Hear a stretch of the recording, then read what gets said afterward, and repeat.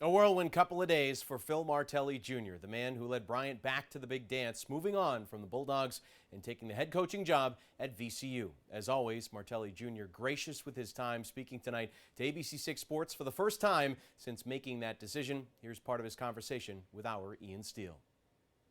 What have the past 24, 48 hours been like for you taking the job at VCU and leaving Bryant? 30 hours that feel like 30 seconds, to be honest with you.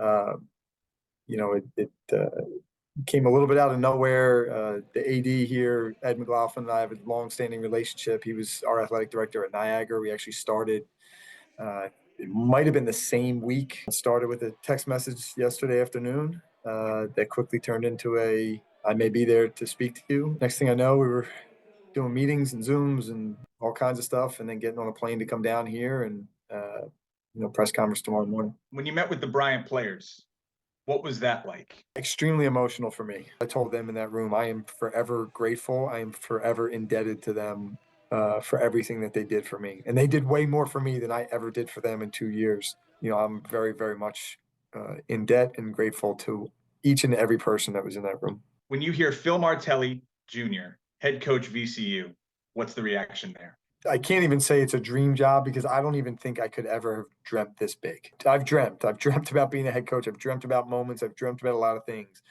I don't even know if I could have gotten myself to dream at this level. The support, the resources, the commitment to everything. They've always been a standard setter, and you guys have heard me talk about setting standards and living up to standards a lot.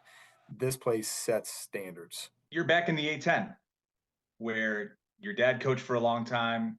You played. When I grew up, Atlantic 10 basketball was basketball.